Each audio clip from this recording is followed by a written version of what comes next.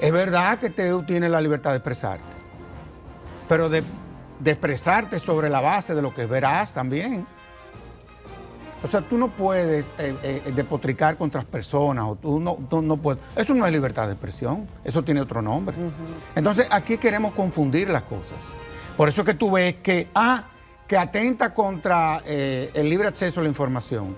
Todo lo contrario, lo garantiza. Otra cosa, ¿está modificando la ley de libre acceso a la información? No. O sea, tú te pones a ver, por ejemplo, nosotros tenemos un desorden con el contenido infantil en este país, en donde aquí a cualquier hora se pasa cualquier contenido. Sí. Eso la ley lo va a regular. Y todo aquel que entienda que la ley tiene un problema, que vaya al Congreso. Esa ley la van a aprobar, para que tú lo sepas. Yo voy a ir al Congreso. Yo le estoy solicitando a la presidenta de esa comisión ir al Congreso. Los que tienen una preocupación que vayan, que ese es el escenario. Pero no es el de las redes, en donde mucha gente, sin saber de lo que se trata, ha comenzado a emitir juicios. La entrevista del Telematutino 11, gente importante, a tratar temas importantes. Nos acompaña el doctor Servio Tulio Cataño Guzmán, vicepresidente ejecutivo de la Fundación Institucional de Justicia, que a mí me encanta comenzar los lunes con personalidades como él. Fíjate que yo siempre te invito lunes. Sergio. Siempre es un lunes. Buenos días. Nada, buen día, Jackie. Hola, y buen día, Ramón. Servio. Gracias una vez más. Bienvenido al programa. Mucho gusto. Y qué bueno, Sergio, ustedes han publicado 2 comunicados de apoyo a la ley de expresión, difusión del pensamiento y plataformas audiovisuales o plataformas de internet. Sin embargo, hay voces que dicen que no, que es inconstitucional, Que choca. que no es buena. que el Instituto Nacional de Comunicación, el INACEN, sería una especie como de censor, en fin. Acláranos eso. Pero yo pienso que, pero yo creo que disentir no es malo, esa es la democracia. Claro. O sea, que, Aporte de ideas. claro, y además todo es perfectible. La realidad es que esa ley se estuvo socializando más de 2 años, ese anteproyecto. No solamente en las universidades, sino... No, y la necesidad y el estudio de viejo viene. No, además, yo no puedo pensar que directores de medios pueden proponer como ley una ley mordaza. Sería afilar cuchillo contra su propia garganta. O sea, hay cosas también que hay que decirlas pensando. Si tú lees la ley transversalmente, es más, la ley, si hay alguna crítica a la ley, es que no tiene dientes la ley. Por la sanción. Son sanciones administrativas, porque el Tribunal Constitucional ya despenalizó. Esa es la realidad. La gente también tiene que entender y ver los antecedentes. Okay. Aparte de que ¿Qué despenalizó? ¿Qué? La difamación. Ok, y si está... Si ya la difamación no implica cárcel. En principio no. Hay una serie de tipos penales, sí, que tienen que ver con la libertad de expresión que están en el Código Penal. Y por eso es que tú ves que hay querellas contra personas que han difamado honras, aun cuando existe esa sentencia del Tribunal Constitucional. Hay una ley de temas electrónicos también que penaliza el mal uso de las redes, en fin. Pero cuando tú lees la propuesta transversalmente, la ley lo que es muy garantista, inclusive todas las resoluciones que puede emitir el INACON tiene que ser previa autorización de la autoridad competente, entiéndase, de un tribunal. O sea, no es que es un órgano que va a estar actuando de su cuenta o de oficio, eso no es así. Aparte de que existen las instancias. En el hipotético caso de que tú no estés de acuerdo, tú puedes recurrir en oposición o en apelación a esa decisión. Y vuelvo y te digo, o sea, el tema del INACON. Nosotros vivimos en un país presidencialista.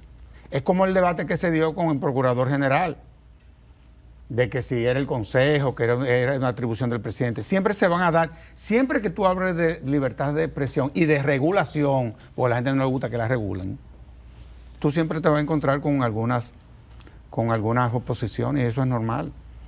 Pero yo cuando eso se socializó, y nosotros hicimos muchísimos aportes que fueron inclusive hasta acogidos por esa comisión. Nosotros fuimos parte de ese proceso. ¿Sabes cómo la finjo que vive? Yo que vivo de expresar las ideas que se construyen desde la Fundación ¿cómo uno va a apoyar una ley que pueda ser mordaza? Pero lo que uno entiende es que esas cosas que socializan, después surgen muchísimas voces, como que se enteran en ese momento que surgió ese proyecto. No, y además, no, pero de por Dios, además de que yo pienso que muchas personas que se pronunciaron sobre esa propuesta, yo creo que ellos no habían leído el contenido en honor a la verdad. Porque mucha de esa gente que se expresó en principio en contra de la ley, ya la está apoyando. Ya comienza a decir, no, pero espérate. Porque déjame decirte una cosa, la libertad de expresión, también los derechos fundamentales no son absolutos.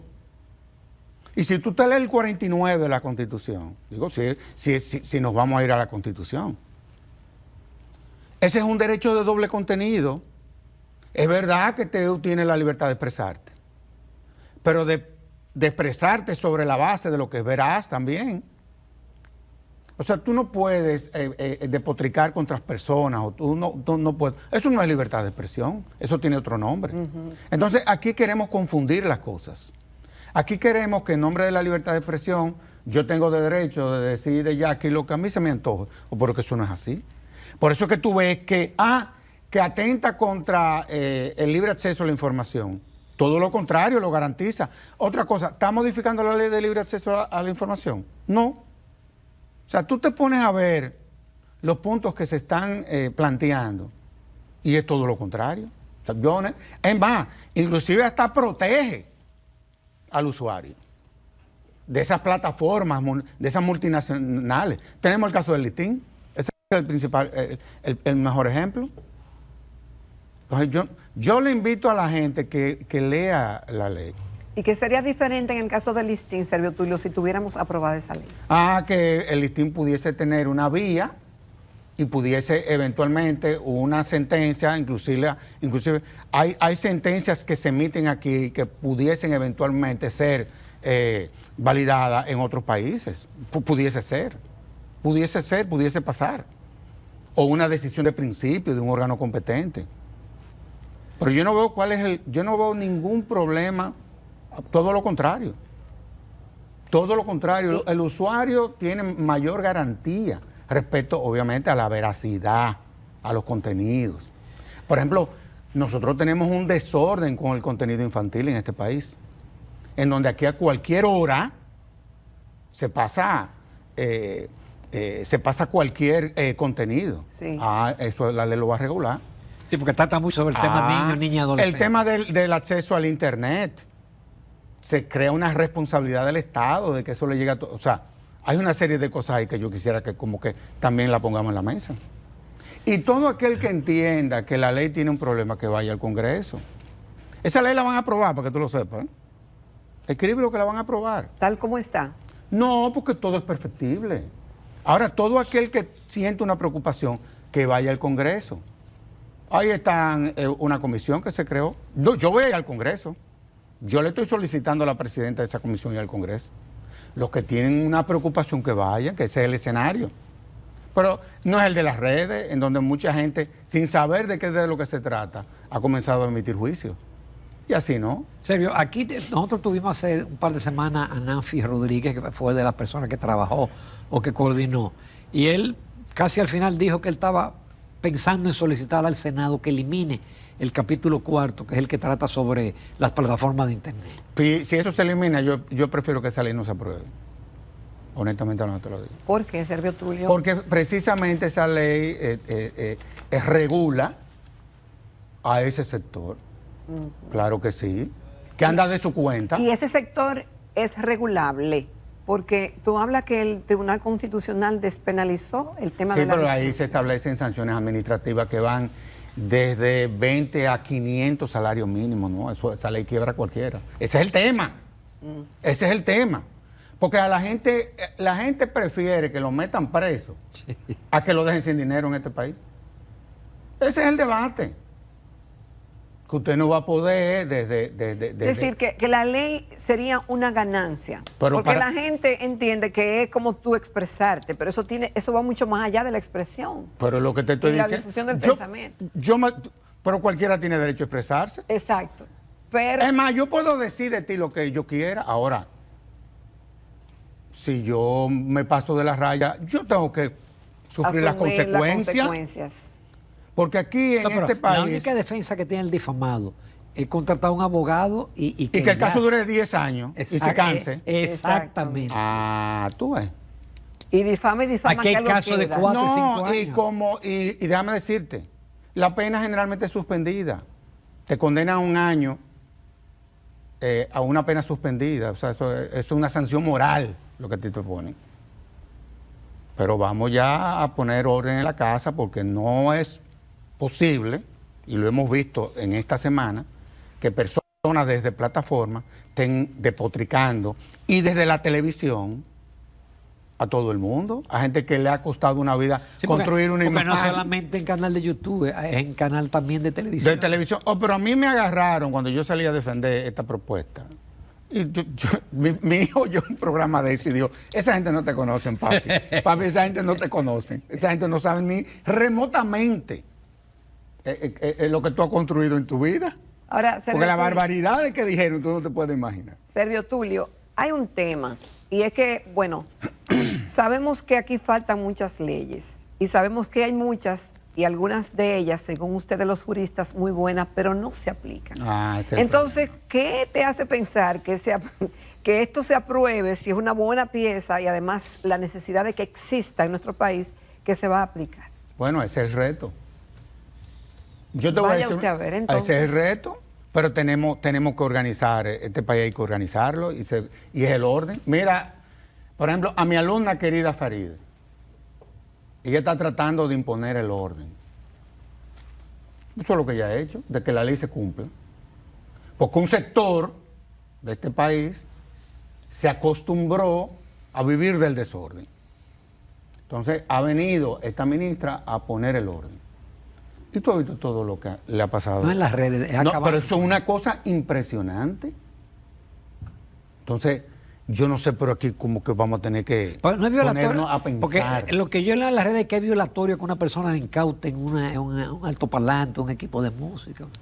Bueno, habría que ver en qué circunstancias realmente es que se hacen esas incautaciones. Porque si esas bocinas están en las aceras, invadiendo un espacio público. Y en la acera. entonces,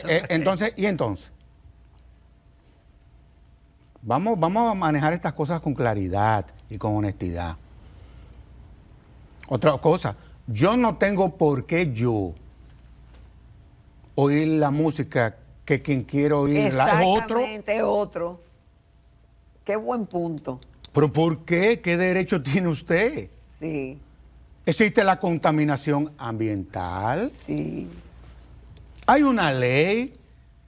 La contaminación sónica. Y aquí cada vez que se trata de poner... Yo recuerdo, oye, porque este es un país extraordinario. Yo no me voy de este país ni loco. ¿Y por qué no? Este es un país grandioso. Grandioso. Mira, yo recuerdo cuando se nombró la comisión que yo coordiné, para hacer el diagnóstico de la policía. Yo nunca pensé primero que esa institución tenía tanto vocero. Lo primero. No a uno. No, pero es una cosa impresionante. Que nosotros íbamos a destruirla, que nosotros... Pregúntale a ellos cómo ellos están ahora, si están mejores ahora que antes. A ellos pregúntale.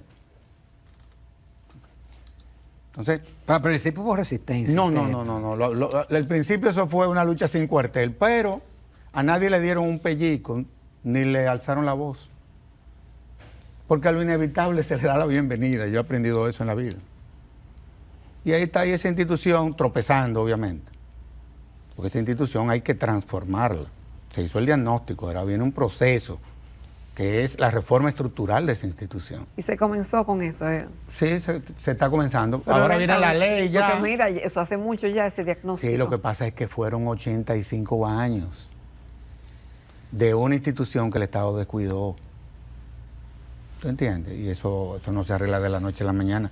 Eso va con unos años. Ese tema, Sergio Tulio, Porque déjame decirte una cosa. La gente se queja de que no hay policías en la calle. Te voy a decir por qué. Guay. Todas las policías del mundo, casi el 60% de sus miembros están patrullando en las calles. El 60. Casi el 60. Okay. Hay policías que hay hasta el 67. Y el resto están haciendo labores administrativas. Sí. ¿Tú sabes cómo es aquí? ¿Cómo? El 13% está patrullando. ¿El y qué? el 13%. Y el 87% está haciendo labores administrativas. Ahí comienza el problema. Serio, y forma parte de la reforma la idea de que van a lanzar 1.100 Sí. policías preparados con un esquema tipo El patrullaje. cuadrante. Bueno, hoy a las 10 de la mañana. Pero eso es... Un plan piloto, ¿no? Sí, eso es un plan piloto. Pero eso la nueva ley ya lo regula y te crea las estructuras y las reglas para que eso realmente sea exitoso. Porque con la actual ley, eso en el tiempo, eso puede ser una política de Estado ahora, pero en el tiempo eso es insostenible. Tiene que venir una regulación que real y efectivamente, desde el punto de vista normativo, dirija la institución por ahí. Y eso es lo que se va a Y hay hacer. presupuesto para usted tener el 85% de los policías en la calle consumiendo No, el gasolina. 58%. 58. Sí, pero es peor tú tener el 87% no haciendo nada. Bueno, están haciendo, pero no donde tienen que estar. Es lo que te estoy diciendo. O sea, están haciendo labores administrativas. O sea, Pero hay muchos muchos de ellos. Pero muchos están asignados al sector privado. No, y a instituciones comunicadores. públicas. Sí, por eso es que tiene tanto vocero. Sí. Y por eso esta reforma es tan complicada, porque los desprendimientos son dolorosos. O sea, tú desprender cosas, eso es muy doloroso. Ahora sí, yo tengo que decirte que la cúpula de la policía, bajo la dirección del director, evidentemente de que tiene muy claro de que esa institución tiene que transformarse. No es una reforma a la ley actual, es una nueva ley, es un código de policía. Estamos hablando de casi 500 artículos, en donde no hay casi, quizá unos 7 reglamentos, cuya responsabilidad será del Ejecutivo, en fin. Asuntos internos va a estar adscrito al Ministerio de Interior. O sea, son cosas, es una lógica diferente. Nos vamos a una pausa, porque nos quedan muchos temas con Servio Tulio Castaño Guzmán.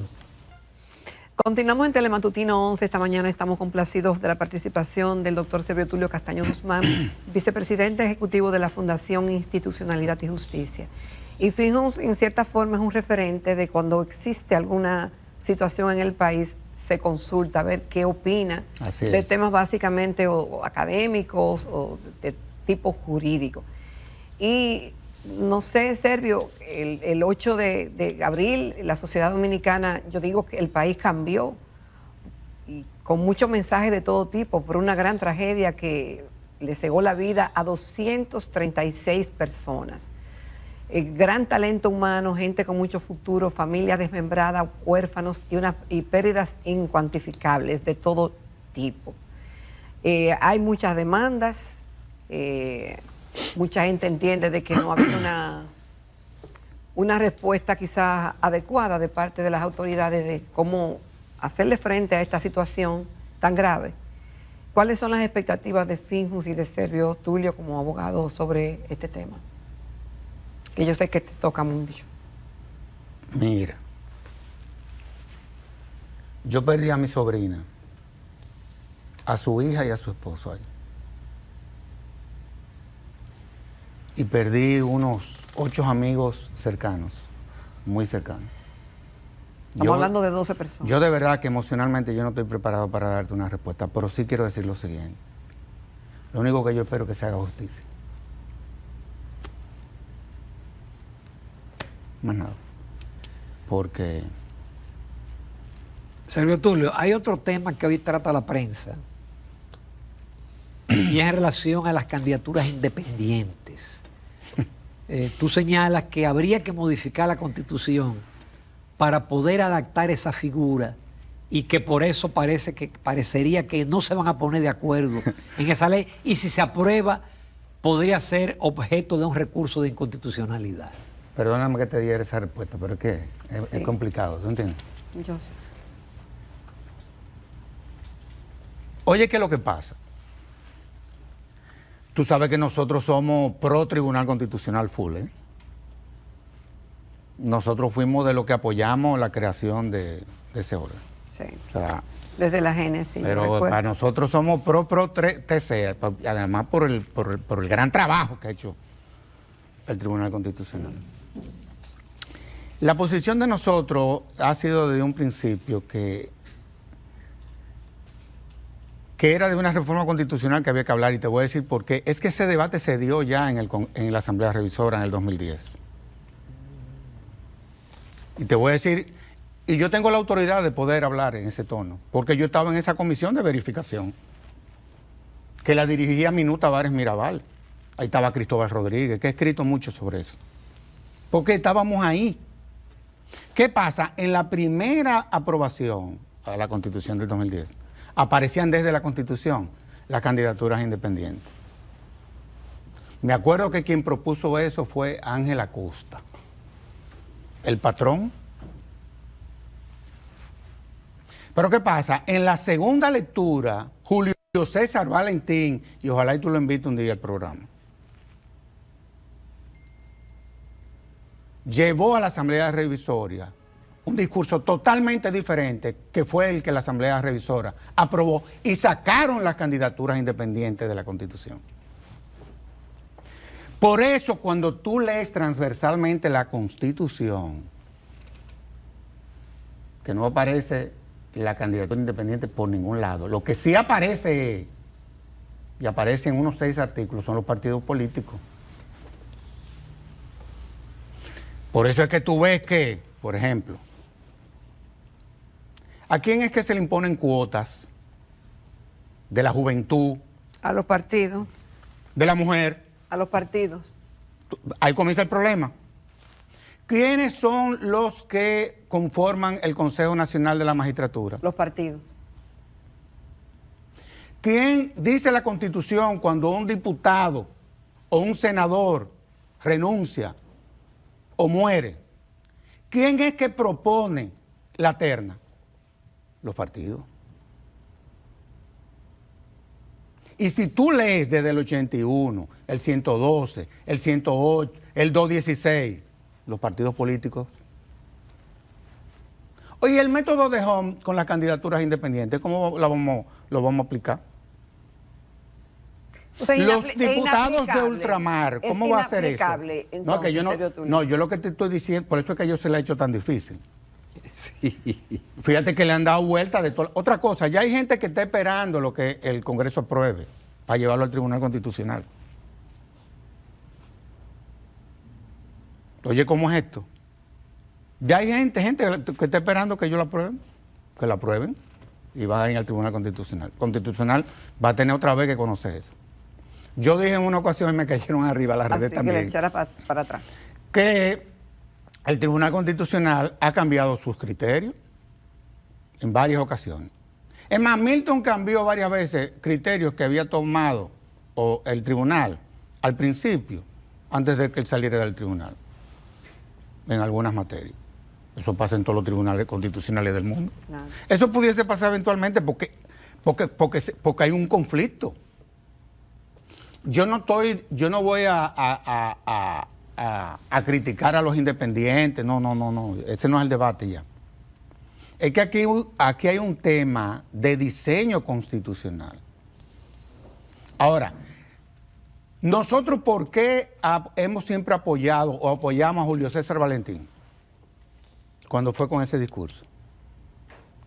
Porque aun cuando las candidaturas independientes, aquí existían las candidaturas independientes, la ley hablaba de esas candidaturas independientes, esos son los artículos que se están modificando. Pero ¿qué pasó? Que no había forma de cómo todos los independientes tenían que ir finalmente a un partido político. Porque la Constitución diseñó ese mecanismo que fuera vía los partidos políticos que se presentaran la candidatura. Que el derecho de elegir y ser elegido. Exacto. Sí, pero la Constitución te establece cuál es la vía para que tú puedas ejercer ese derecho. Eso se me parece a la no reelección. No es que ya la Constitución estableció el mecanismo para tú ejercer ese derecho a que a ti te elijan. Y una vez tú habiéndolo ejercido por 2 periodos, no más. Eso no es inconstitucional. Es que ya tú ejerciste el derecho a que te eligieran a ser presidente. Ese era otro debate que se presentaba. Entonces, ese es el tema, Ramón. Y yo fui el día pasado, tuvimos el proponente del que recurrió, que es un abogado exitosísimo, inteligentísimo. Imagínate tú, el abogado de ese recurso fue Eduardo Jorge. No estamos hablando de poca cosa. Pero Fiallo fue... Fiallo fue el que se vio afectado, porque es verdad que los partidos políticos, después que tú ganas una candidatura, después te quitan y ponen otro. Todo eso es verdad. Y por eso fue que él recurrió. Y un recurso interesantísimo, pero la posición mía, la de Milton, la de Cristóbal, la de casi muchísima gente, es que real y efectivamente esa sentencia es complicada de aplicar. Vamos a ver qué hace el Congreso. Servio Tulio, pero mucha gente, algunos juristas y otros que no lo son, dicen que las candidaturas independientes son más democráticas, que en muchos países existe, que le quita el monopolio a los partidos políticos. ¿Qué de cierto hay o qué de mito hay? ¿Y qué beneficios tuviera y qué perjuicio tendría? Mi ley era de que independiente. Pero él se fue de un partido político. Porque es que, oye, señores, la política, eso no es... Eso, tú tienes que tener una visión de Estado, tú tienes que conocer los órganos constitucionales, en fin. Por eso es que tú ves, y es una pena, que la ley de partidos políticos establece las escuelas de formación política al interno de los partidos políticos. Sí. Porque tú tienes que tener cierto nivel para tú ocupar una posición pública. Debería. Sobre todo de elección. Entonces yo no sé cómo, desde el punto de vista práctico, honestamente hablando te lo digo. Pero ya de ahí, de que si son más serios, menos, el ser humano es el mismo, donde quiera que lo pongan. Sea independiente. Además la independencia, y tú lo sabes, eso de la independencia, ese es un discurso... relativo. No, pero que a mí a veces como que como que no lo entiendo, y te voy a decir por qué. ¿Qué es lo que es independencia? Tú haces lo que tú entiendes que es correcto. Esa es la independencia. Porque viven descalificando gente que pudieron haber tenido una posición pública. No, pero que eso no es... porque no es independiente. Entonces, la independencia, eso no te la da que tú seas miembro de un partido o que tú seas de un movimiento independiente. Eso es muy intrínseco de la persona. O sea, todos esos mitos también hay que irlos tumbando. Otra cosa, en los países en donde se ha atentado contra el sistema de partidos, están terminando muy mal, ¿eh? Vete a Centroamérica y a Perú. En el mismo Chile tiene sus problemillas ya, por estar inventando. Hay que tener cuidado con eso. Esta es la séptima economía de América Latina. ¿Qué decir El Salvador? No, eso imagínate tú. Un mesiánico y... que eso tú vas a ver cómo va a terminar. Porque la ley no se impone de esa forma. Las leyes se aplican. Esta es la segunda vez que tú dices eso. No se imponen. Las leyes se aplican. Las leyes son hipótesis de trabajo. Por eso hay que tener mucho cuidado con los abusos. Con los abusos hay que tener mucho cuidado. Porque yo lo que estoy viendo es que todo el que se pasa de la raya termina muy mal o ha terminado muy mal. Por ejemplo, yo veo en las redes gente que se está pasando de la raya. Están pasando de la raya y deben de tener cuidado. Y algunos presidentes están pasando de la raya. Hay que tener cuidado con esas cosas. Servio Tulio, como siempre, agradecido. Y yo, fíjate que no quise meterme mucho en la ley de libertad de expresión. ¿Sabes por qué? Vamos al Congreso a discutirla. No, porque yo digo algo aquí. Usted publicaron un comunicado. Sí, no, pero yo digo algo aquí. No, pues vayan al Congreso. Vayan todo lo que están diciendo que la ley es vayan al Congreso. Otra cosa, hay que tener cuidado con las vistas públicas. Porque tú viste lo que pasó cuando la Cámara de Diputados abrió vistas públicas con el tema este de la reforma fiscal. Ay, sí. La cantidad de improperios que le dijeron a esa gente. Sí. ¿Tú sabes lo que puede pasar? Suerte que Pacheco tiene un manejo. Sí, pero tú sabes lo que puede pasar. Que ese mecanismo lo suspenda, porque ellos tampoco tienen por qué ponerse a que vayan en su escenario a que una gente, creyendo que tiene la razón, creer que tiene el derecho a decir lo que quiera de los miembros de un Congreso. Lo mismo que dicen en las plataformas. Es lo que te estoy diciendo, ¿te entiendes? Entonces, Aprovechan ese escenario. No contaminemos los espacios para nosotros poder disfrutar de esos espacios que es la propia Constitución que ordena. Tú vas a ver que en un tiempo lo que va a haber es reuniones de comisión. Tú vas a ver. Y te lo dice una gente, y ojalá y que yo esté equivocado, te lo dice una gente que fue consultora jurídica del Congreso. Cuidemos los espacios. No le estemos faltando el respeto a la gente. Si usted no está de acuerdo, pronúnciese, pero no es respetando a los demás. Sergio Tulio, como siempre agradecido de los aportes, del tratamiento de todos estos temas que son de muchísimo interés. Ojalá te escuchen con eso. No con eso de la vista pública, porque es verdad, yo vi la vista pública de la reforma fiscal y eso parecía todo menos una vista pública. No, y además... Porque ahí hubo gente que no habló de la reforma fiscal, sino que fue insultar a los legisladores. Pero insultarlo de mala manera. Y yo creo que eso no hay derecho, ¿no? Muchísimas gracias, Sergio Tulio. Nos vamos a comerciales, amables televidentes.